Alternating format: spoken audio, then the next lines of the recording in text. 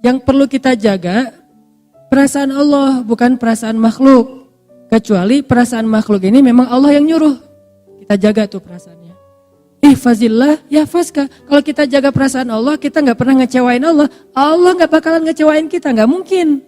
Jadi kalau kita sering kecewa, ini karena kita sering ngecewain Allah juga nih. Aku tergantung prasangka hambaku kepadaku. Jadi jangan ngecewain Allah, ya Allah saya tidak akan mengecewakan engkau. Allah gak akan mungkin ngecewain kita. Mustahil. Manusia aja ada yang kayak gitu, gak mau ngecewain kita karena kita gak pernah ngecewain dia. Dia jaga banget tuh nama baik kita atau amanah kita, kepercayaan kita, dia jaga banget. Apalagi Allah. Jaga Allah, Allah jaga kamu. Jaga Allah, Allah menyertaimu kemanapun kamu pergi. Kalau ada manusia pengen menjatuhkan kamu, kamu gak akan jatuh kecuali dengan izin Allah. Ada manusia yang pengen mengangkat kamu, kamu tidak akan menjadi terangkat, menjadi lebih mulia, kecuali dengan seizin Allah. Jadi kalau kita kadang-kadang ada cemburu dan itu manusiawi, sifat dasar kita. Cemburu ngelihat ada orang lain yang mungkin kayak lebih diapresiasi dari kita. Nah, caranya jangan menghalangi dia, jangan ngejelek-jelekin dia, malah makin jelek kitanya. Jangan juga memamerkan kebaikan kita. Caranya gimana? Ya udah, caper aja ke Allah yang Maha meninggikan derajat hamba-hambanya. Lakuin lagi kebaikan yang banyak. Gak apa-apa manusia gak tahu, makin manusia gak tahu, makin Allah senang tuh. Akhirnya Allah angkat, dan itulah yang terjadi kepada Luqman. Itu yang terjadi kepada Uwais. Itu yang terjadi kepada hamba-hamba yang tidak dikenal namanya. Jadi pelajaran pertama dari Luqman, belajar ikhlas. Orang ikhlas tuh gak akan rugi. Kalau kita berpikir, oh gara-gara saya ikhlas gak ada yang tahu, saya jadi kayak gini nih. Enggak. Karena Allah Maha tahu. Kecuali kita berdagangnya bukan dengan Allah, transaksinya dengan manusia. Tapi bukan berarti ketika seseorang mensyiarkan satu kebaikan itu dia gak ikhlas ya. Ini bukan untuk menjudge orang lain. Lagi-lagi taklim saya selalu ada catatan, kita belajar untuk memperbaiki diri. Bukan belajar untuk memperbaiki orang lain. Sehingga ketika kita mendapatkan satu ilmu, jangan pakai untuk jadi kaca pembesar, pakai untuk jadi cermin. Jangan pernah mengambil ilmu dari satu taklim untuk jadi kaca pembesar, melihat kekurangan orang lain. Tapi jadikan itu cermin untuk melihat kekurangan diri kita. Kalau ada orang lain yang mentampakkan satu amal solih, kita husnuzon. Oh berarti niat dia pengen syiar. Sehingga dengan syiar ada yang niru, akhirnya dia dapat pahala dari orang yang meniru, kan gitu kan ya. Tapi kalau kita, tinggal kita yang paling tahu isi hati kita. Kalau riya, kita istighfar. Kalau syiar, kita lanjutkan. Kita hanya perlu introspeksi diri. Ini riya apa syiar ya? Ini karena Allah atau karena manusia? Kita lebih tahu. Tapi kalau orang lain, iltamis li akhika alfa uzrin. Carilah untuk saudaramu 1000 alasan yang baik. Oh mungkin. Kayak misalnya terakhir dalam 2 tahun terakhir, walaupun bukan cuma satu orang, ini salah satunya nih, Muzammil mensyiarkan tilawah Al-Quran, diposting di Instagram. Tilawah Al-Quran itu santai, bisa tilawah sambil main, sambil ngapain, sambil termasuk lagi sholat gitu ya, dengan pakaian yang biasa aja. Terus anak ITB syiar nih, akhirnya alhamdulillah banyak juga anak-anak SMA lagi istirahat di sekolahnya, baca Quran, posting juga. Sampai terakhir ada siapa tuh yang gimbal ya, baca Quran gimbal, anaknya kayak reggae banget lah, anak reggae tapi tilawahnya keren gitu kan ya. Ini berkembang terus nih trennya. Berarti kalau niat Muzammil dulu adalah syiar, man sanna sunnatan hasanah, siapa yang mencontohkan suatu contoh yang baik, maka dia dapat pahala dari orang yang mencontohinya tanpa mengurangi pahala mereka. Sebaliknya juga, dulu mungkin kita ngelakuin satu keburukan ditiru oleh orang lain. Berarti kita juga mendapatkan dosa dari orang yang meniru tanpa mengurangi dosa mereka. Nauzubillahi min dzalik. Jadi enggak menjudge orang lain. Cuman untuk diri kita harus hati-hati. Kadang-kadang awalnya sih syiar, tapi lama-lama syiar plus riya. Kayak mau ngaji pas ngaji di rumah biasa-biasa aja. Pas ngaji di halte dibagus-bagusin. Kenapa? Biar jadi syiar kan. Mudah-mudahan gara-gara saya ngaji di halte keluarin Quran. Padahal nggak pakai Quran juga, pakai HP juga bisa kan. Tapi kalau HP kan nggak ketahuan lagi ngaji. Bisa aja lagi chat gitu. Sengaja dia HP ada sih aplikasi mushaf tapi dia keluarin Quran ngaji gitu. Niat awalnya syiar. biar ditiru sama yang lain. Ternyata orang-orang pada ngelihat ke arah dia, dibagus-bagusin bacaannya. Alhamdulillah nih, pas udah ditiru, rame orang yang kayak gitu. Halte-halte mulai banyak yang ngaji, dia ngomong dalam hatinya, ini gua yang pertama ngelakuin. Tuh kan? Ini nih, ujiannya di situ. Bukan gara-gara itu kita jadi nggak bersyiar. Itu godaan setan juga tuh. Lo nggak usah beramal soleh daripada ria. Itu setan gitu juga tuh.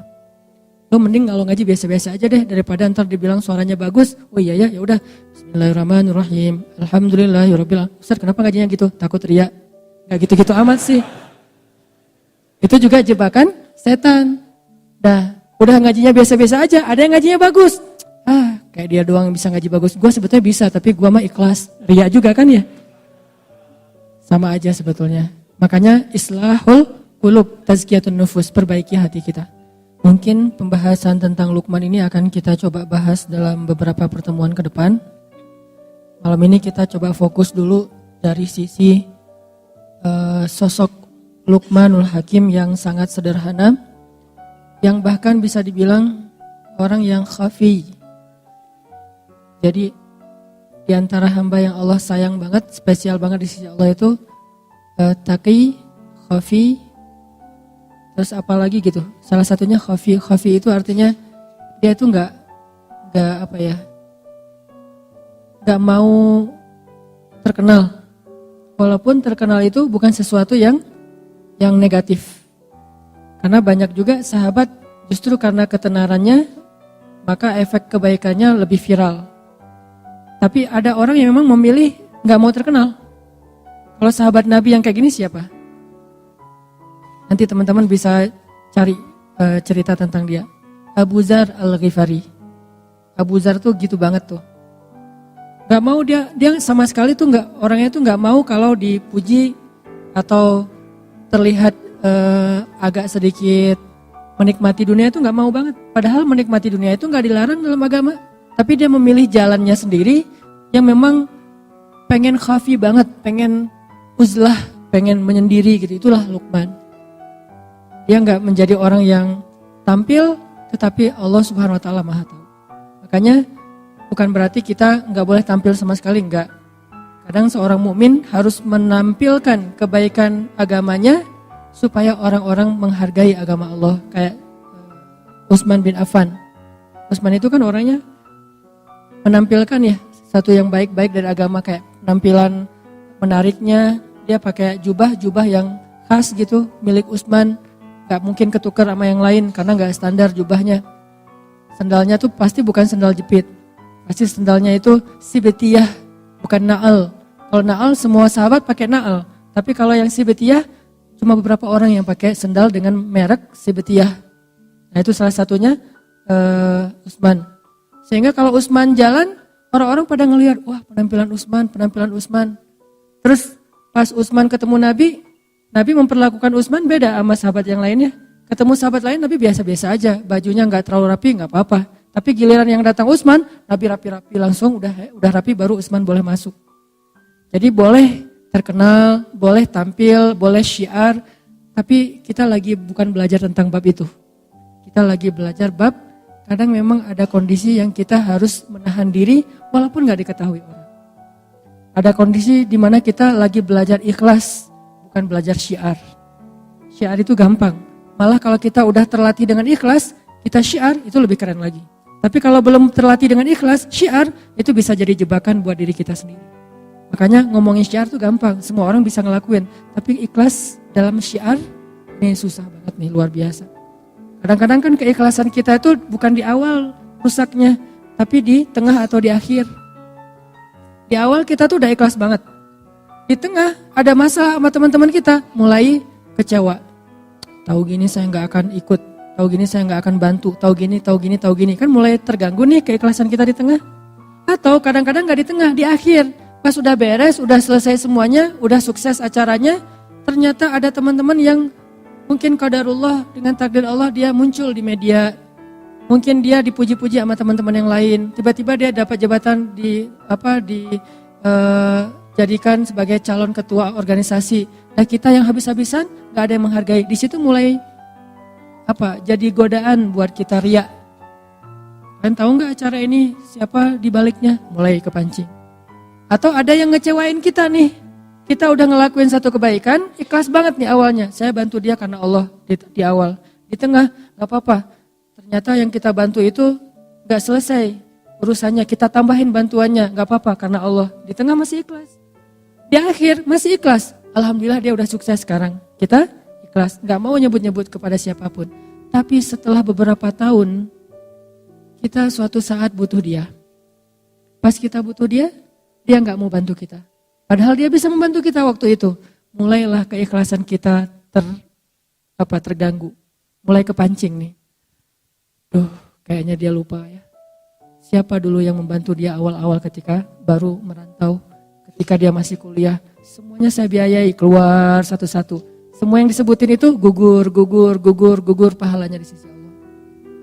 Jadi keikhlasannya gak keganggu di awal, gak di tengah, gak di akhir. Tapi sometime, suatu saat nanti entah kapan-kapan gitu. Bisa aja setelah bertahun-tahun baru keganggu keikhlasannya. Habislah pahala yang selama ini udah kecatat di tabungan amal kita hilang lagi tiba-tiba.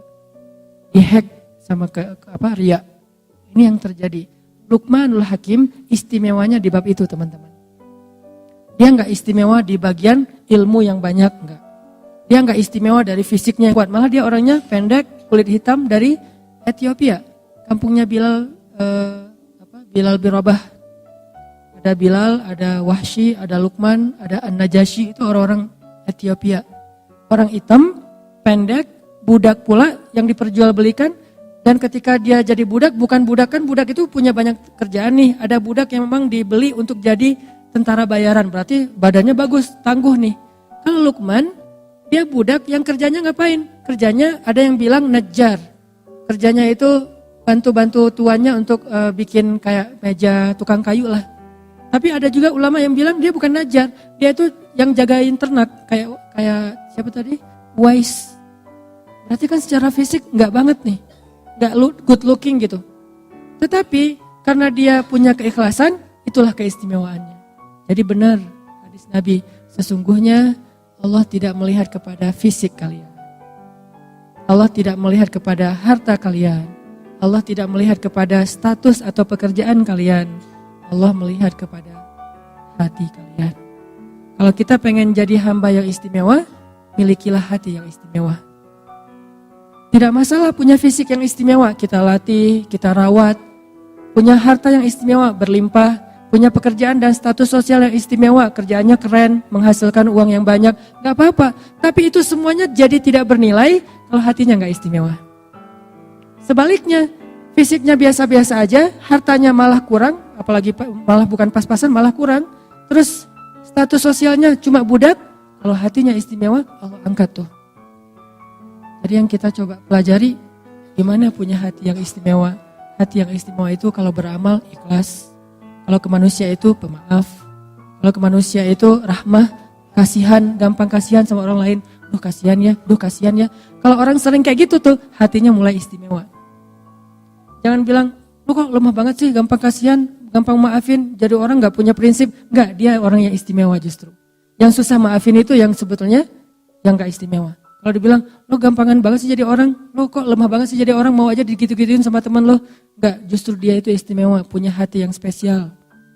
Gampang kasihan sama orang lain, gampang gak tegaan, pengen ngasih ke orang lain itu lebih dari haknya. Wafa, milikilah hati yang istimewa.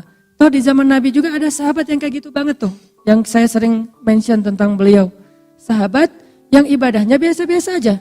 Cuman standar lah salat wajib, gak ada yang sunnah yang istimewa. Terus sedekahnya biasa-biasa aja. Cuman bahkan gak bisa berzakat karena bukan orang kaya. Jihad biasa-biasa aja, bukan mujahid yang keren kayak Khalid bin Walid. Terus keistimewaannya apa? Sampai Nabi bilang dia itu ahli surga. Kenapa? Karena dia hatinya bersih. Dia tuh gak pernah dengki sama orang lain. Saya pernah bawa umroh jamaah sekitar 30 orang satu rombongan. Macam-macam kan jamaah teh. Ada yang kaya raya umrohnya 3 bulan sekali.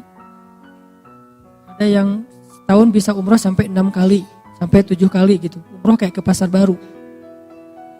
bete umroh. Lagi bete sama suami, daftar umroh. Gitu banget. Daftar umroh gara-gara bete sama suami. Saking kayaknya nih. Ada yang umrohnya tuh karena memang nabung sekian lama. Ada yang umrohnya itu diumrohin.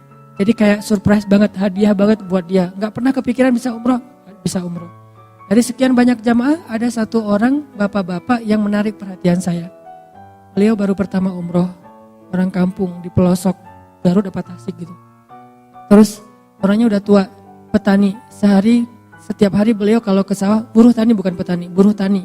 Pergi ke sawah itu jaraknya 5 kilo, berarti pulang balik sehari 10 kilo setiap hari. Makanya tawafnya paling getol tuh. Yang lain tawaf sehari sekali, beliau bisa beberapa kali. Asal salat jamaah tawaf.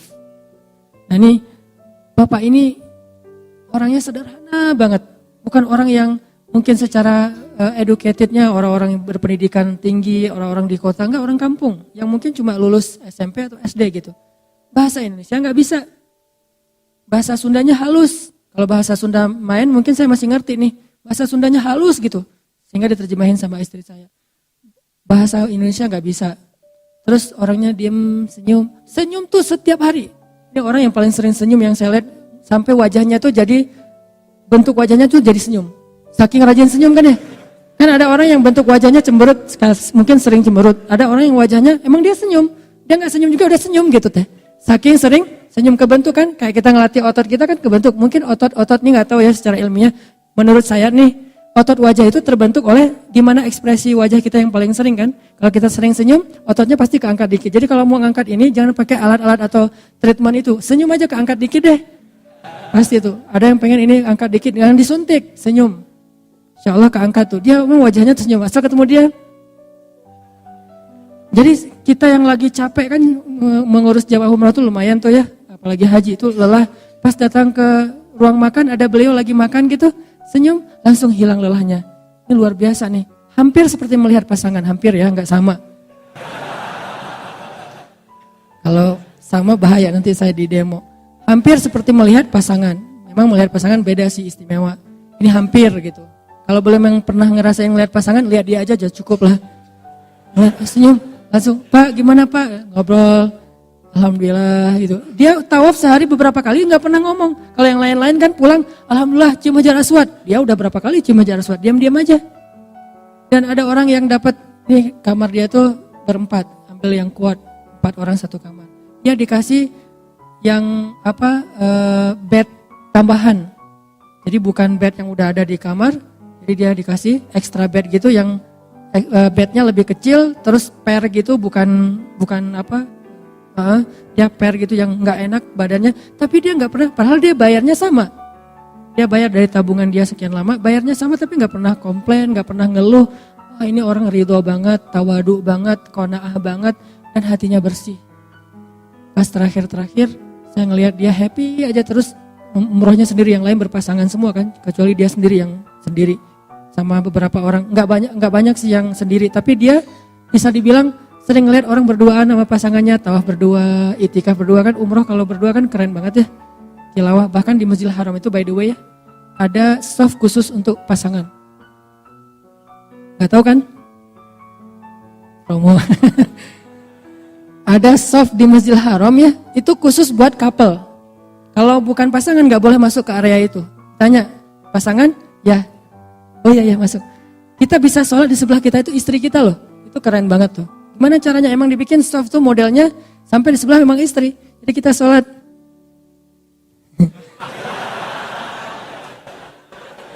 Enggak. Enggak boleh gitu ya. Tapi kadang-kadang gitu juga sih. Ada yang kayak gitu. Dia mah umroh sendiri, tawaf sendiri, makan sendiri, ke kamar. Kadang-kadang karena emang dia orang kampung banget, kan satu kamar tuh dikasih kunci cuma 2. Kunci kamar. Dia nggak bawa kunci. Sering dia pulang ke kamar, temannya baru pergi. Datang-datang tah jam berapa dia nungguin aja sendiri, gak pernah marah sama temannya. Pas datang, Pak udah lama, lumayan kata dia, gitu senyum. Datang-datang tidur, berarti lelah banget tuh nungguin sampai masuk ke dalam kamar langsung tidur. Luar biasa nih orang. Pas udah selesai umroh saya tanya ke dia, Pak apa sih rahasianya kok bisa nyaman kayak Bapak nih, kayaknya anteng gak ada masalah dalam hidup. Ya terima aja apa yang Allah kasih, gitu doang. Ridho, ini hal yang paling berharga yang saya belajar dari dia. Ridho. Apapun yang Allah kasih, yang terjadi dalam hidup kita hari ini itu pemberian Allah, terima aja lah. Kalau kita terima pasti bahagia. Karena kalau kita gak terima dikasih sebanyak apapun gak bahagia. Sesederhana itu. Ini yang panjang omongan saya nih, dia cuma segitu doang. Terima aja apa yang Allah kasih. Segitu. Saya panjangin jadi teridolah apalah, jadi teori lah ya. Saya yang menteorikan itu, nggak bisa kayak gitu. Beliau sederhana tapi bisa. Nah, ada orang yang istimewanya bukan fisik, bukan harta, bukan status sosial, istimewanya hati. Itulah Luqmanul Hakim. Mudah-mudahan kita diberikan hati seperti itu, sehingga Allah Subhanahu Wa Taala mencintai kita karena melihat hati kita yang insya Allah tidak pernah dengki kepada orang lain, nggak pernah dengki kepada teman kita yang duluan ke pelaminan, biasa aja. Ini ada surat undangan, dia mau nikah, alhamdulillah. Ya, lama-lama diam-diam aja sih, tiba-tiba terjun dari jembatan. Gak ridho aja dengan kondisi yang orang lain dapat nikmat, dia yang paling bersyukur. Orang lain dapat musibah, dia yang sedih duluan. Ini orang luar biasa, hatinya bersih. Luqmanul Hakim.